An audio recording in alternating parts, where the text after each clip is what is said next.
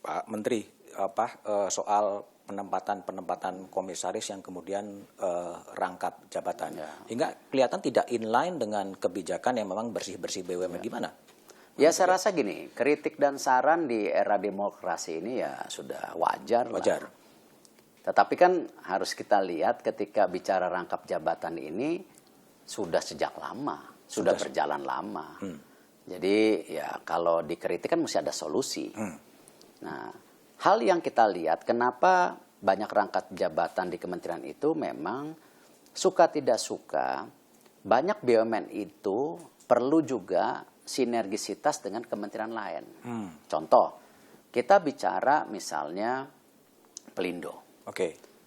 Pelindo itu mengelola pelabuhan. Ya, tetapi kan banyak pelabuhan yang lain juga dimiliki oleh pemerintah langsung. Tarif atau pengembangan pelabuhan kan perlu izin. Nah, hal-hal ini saya rasa hal yang lumrah. Seperti misalnya kalau di perbankan juga ya, atau di Pertamina atau PLN ada juga perwakilan Menteri Keuangan karena memang kan terutama kayak Pertamina dan PLN sendiri kan itu sangat besar sekali yang namanya subsidi apa ya. Ini bagian pengawasan juga. Ya, saya rasa sesuatu yang lumrah lah. Bagaimana menghindari kemungkinannya konflik kepentingan ketika dia jadi komisaris tapi representatif dari lembaga tertentu? Nah, biasanya ya saya melakukan check and balance, ada rapat bulanan dengan Komut dan Dirut terpisah. Dalam arti komisaris lain nggak ikut. Nah, dan ini juga bagian juga ya Dirut diawasi dan komisaris juga Komut tentunya jangan interfere kebijakan operasional. Ya. Nah, kalau mereka saya panggil bulanan berdua lebih kompak. Alhamdulillah kalau kita lihat reformasi yang ada kita lakukan selama ini, yang pentingnya juga transformasinya. Sekarang di PLN sangat berjalan. Contohnya apa? Pertama kali sekarang PLN punya direktur marketing. Yang selama ini kan PLN itu kan monopoli. Kalau perlu listrik silahkan datang. Kalau sekarang PLN sudah jualan listrik. Apalagi sekarang dengan kondisi listrik yang serapannya menurun, ya sudah waktunya mereka menjual juga gitu. Jangan duduk saja. Ada juga kritik Pak Menteri soal milenial kemudian ditarik ke menjadi komisaris BUMN. Ini sebuah eksperimentasi dari Kementerian BUMN atau sebenarnya udah pas bahwa ada sebuah penilaian melalui apapun juga terhadap milenial generation? Saya rasa begini, pemikirannya jangan dikotomi seakan-akan ini eksperimen atau ini sebuah kebijakan yang sekedar menghibur sekelompok orang gitu. Enggak. Kalau kita lihat kan memang mayoritas penduduk Indonesia ini itu anak muda sekarang. Kalau kita benchmarking contoh dengan Astra itu 70% udah milenial loh. Nah, BUMN sekarang kementerian saja baru 40% yang milenial. Nah, ini yang saya mau sejak awal. Komposisi direksi itu 5% dari millennials. Itu ada statementnya, udah dari awal. Nah, tapi kan mencari milenial itu tidak mudah juga. Apalagi mesti beradaptasi dengan perusahaan BUMN yang agak birokrasi juga. Dan untuk meyakinkan mereka gabung juga tidak mudah. Nah, jadi ya saya tetap mencoba mengambil beberapa millennials untuk masuk ke jajaran direksi, ya, supaya jajaran direksi ini bisa juga yang seniornya mementor, tetapi millennials yang saya tarik ini juga punya capability, jadi bukan istilahnya main suntik saja, termasuk figur di komisaris. Tentu komisaris itu kalau kita lihat beberapa sebenarnya kan tim dari para wamen. Tim para wamen. Kan wamen itu ada PMO-nya. Nah, ini kan mereka ditugaskan wamen untuk membantu juga membuat laporan. Dan anak-anak muda yang komisaris seperti yang diributkan kemarin, Fadli itu background-nya sangat bagus Dan sesuai ya? dan sesuai gitu. Nah, ini yang kita coba jaga. Tetapi apakah sempurna? Tidak. Ini yang saya bilang, saya mau ke depan yang namanya Dewan Komisaris juga, saya mau ada review tahunan. Review tahunan? Iya. Jadi tidak harus 5 tahun gitu? Iya, jangan. Karena kenapa? Kalau 5 tahun tidak kontribusi, Apa-apa? buat apa? Ya. Udah merasa aman 5 tahun ya? Iya. Kan yang namanya rapat komisaris mesti hadir. Masih hadir. Ya. Apakah mereka juga ada panggilan dari tempat lain? Ya, ya kan gajinya ada di sini. Oke. Jadi ini yang kita lakukan seperti Pertamina itu, ada rapat komisaris mingguan setiap minggu loh. Oh. Tiap hari Kamis. Dan mereka wajib hadir? Ya. Dan Selain kalau bisa milenial, ke depan inilah kalau bisa tingkat kehadirannya kalau di bawah 50% ganti aja. Iyalah, bayangkan maksudnya gini Jadi loh. gabut ya? Jadi komisaris, ya kan, gajinya berapa? Ya, mungkin berapa kita anggap 60% dari direksi misalnya nih ya. Berarti kan kalau dia datang ke kantor sebulan sekali, mahal banget tuh gaji. Ya. Ya. Betul nggak? Ya, nah, jadi kan sudah seyogyanya ya komisaris hadir di rapat komisaris. Tapi bukan mengambil alih Intervensi. operasional. Ini bagian dari pengawasan. Apalagi kita lihat dengan kondisi COVID-19 ini, 90% BUMN terkena. Terkena? Berdampak? Berdampak. 10% yang oke.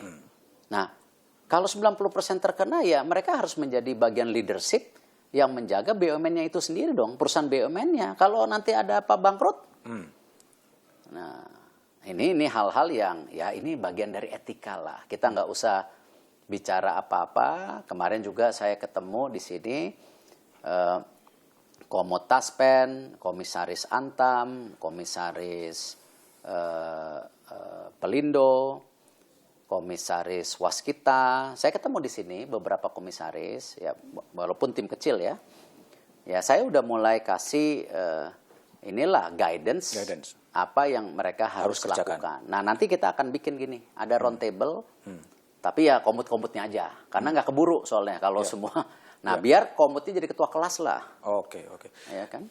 Pak Menteri, jadi ada anggapan juga bahwa penempatan komisaris itu semacam balas jasa terhadap orang-orang yang kemudian sudah berjasa pada pemerintah, kemudian ditempatkan ada milenial, ada relawan, ada pensiunan TNI Polri, gimana? Ya, saya rasa begini, yang namanya politik suka nggak suka ya seperti itu. Oke. Tetapi jangan disalahartikan penempatan ini sekedar balas jasa. Oke. Kalau tidak kompeten, tidak mungkin masuk. Ya, bisa malah merusak. Akhirnya kan apakah kita hanya berpikir seperti itu, tetapi kan beban moral yang kita mau lakukan, tolak ukurnya jelas. Bahwa salah satu KPI BUMN yaitu dividen. Nah, kalau tadi sekedar memasukkan masukan orang, tapi bukan part of the team, apalagi tidak ada kontribusinya, ini sangat berat. Dan itu terbuka di evaluasi tahunan tadi? Ya, harus. Ya, tapi jangan marah lagi. Ya kan itu bagian. Ada yang marah ya? Kan itu bagian dari mekanisme. Ya sama lah. Kalau saya juga di sini, presiden sudah tidak berkenan, ya bulan depan juga bisa dicopot, itu hak prerogatif presiden. Kan kita pembantunya. Oh iya. Nah, itu haknya presiden. Presiden kita itu apalagi sekarang pemilihan presidensial kan. Nah, ya sudah tepat ya presiden juga diberi keleluasaan untuk memerintah. Apalagi kalau di undang-undang juga presiden itu bukan hanya kepala pemerintahan loh. Presiden itu kepala negara.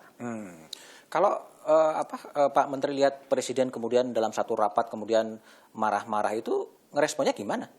Yang kemudian marah-marahnya agak terlambat disiarkan kepada publik. Kalau saya melihat begini, saya rasa kita itu ada ratas mingguan. Oke. Ya, bahkan mungkin setiap hari berapa kali ratas. Saya udah nggak bisa hitung berapa ratus ratas ya. Jadi presiden itu sangat firm. Sangat firm. Sangat firm. Beliau itu pemimpin yang tahu ya instingnya kuat lah. Dia mau ini. Oke. Nah, tetapi kadang-kadang kan kita sebagai pembantu ya harus bisa menjabarkan. Oke. Dan ini mesti ada tolak ukurnya. Jadi kalau beliau kemarin misalnya bicara keras, ya saya rasa beginilah, itu sebuah pemimpin ya harus keras. Kenapa? Harus punya delivery yang kuat supaya menteri-menteri juga termasuk saya kemarin ya kan sempat ditegur juga dalam arti begini. Oh, ditegur juga? Iya, dalam arti Pak Erik, ini PTPN kan tanahnya banyak. Oke. Bisa nggak mendukung program percepatan daripada mengambil pemindahan pabrik dari luar negeri? Oh, siapa? Ya, itu biasalah. Kalau kita menteri nggak mau ditegur terus ngambek sensitif, ya jangan jadi pembantu. Iya kan? Nah, jadi ya karena itu kita langsung berkoordinasi dengan PTPN, dengan Kepala BKPM. Tapi juga kita sampaikan akhirnya kemarin proyek Batang kita jalankan. Nah, tapi jangan hanya wacana. Ini yang kemarin saya sudah rapat lagi dengan para BUMN terkait yang ada di Batang. Kita ada target lain loh. Ada target nih, saya bilang gitu. Dari pengalaman... Tapi itu Batang kita penyediaan lahan ya. Iya. Kalau masalah proposal supaya orang pindah, ya itu kan bukan di kami. Bukan di BUMN. Itu pasti kan koordinasi antara Menko Ekonomi dengan Kepala BKPM gitu. Kalau lihat tadi kalau pengalaman Pak Menteri BUMN bertemu dengan Pak Jokowi, kemarin itu kemarahan yang paling keras ya? Saya kan baru jadi. Dia 8 bulan maksudnya? Ya, selama 8 bulan iya. Tapi kalau sebelum itu saya nggak tahu. Iya, selama pengalaman Pak saya rasa Mas Erik. Iya. Tapi keras. kalau masalah beliau tegas sih sudah sering di rapat. Ya, tegas. Sudah sering. Jadi marah-marah itu kan kelihatannya menjadi tren ya, termasuk juga yang di DPR kemarin gitu kan. Enggak lah. Saya rasa itu juga marah-marah kan anggota DPR kemudian marahin Orias gitu.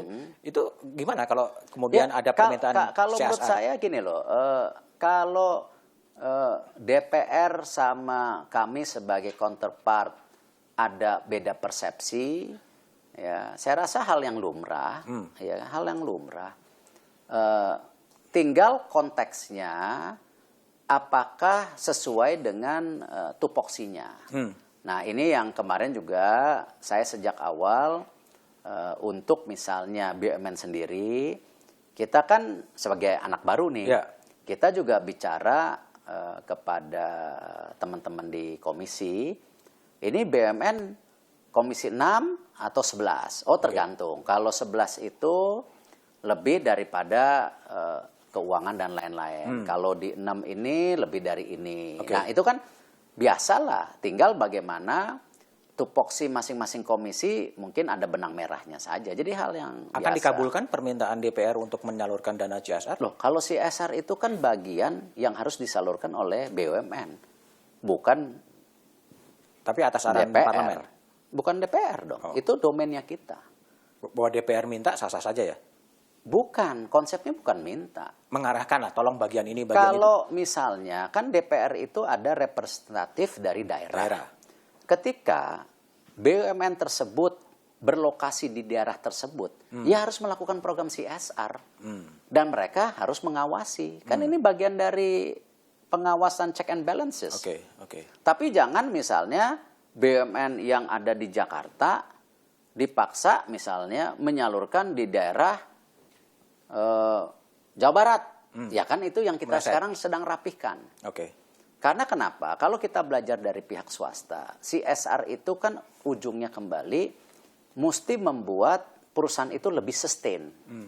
Diterima oleh masyarakat dan kontribusinya jelas. Jadi faktor pengawasan yang dilakukan anggota DPR untuk CSR ini sesuatu yang lumrah. Tetapi jangan memindahkan, ya kan, CSR di titik-titik harus ke sana, nggak bisa. Itu saya pasti ya keberatan. Ya. Kemarin contoh misalnya kita juga kerjasama sama DPR untuk yang dapur umum, kan nggak apa-apa. COVID. Iya, yang COVID dapur umum kan kerjasama, tapi kan itu jelas tolak ukurnya. Kalau tidak salah saya udah lupa, kalau saya 20 ribu makanan dibagiin per hari. Ya itu kan nggak apa-apa, mereka datang mengawasi, ya kan. nggak apa-apa itu. Dan mereka memberi masukan CSR juga tidak ada masalah menurut saya selama pas dengan BUMN-nya gitu. Jadi bukan sesuatu yang mengada-ngada. Oke.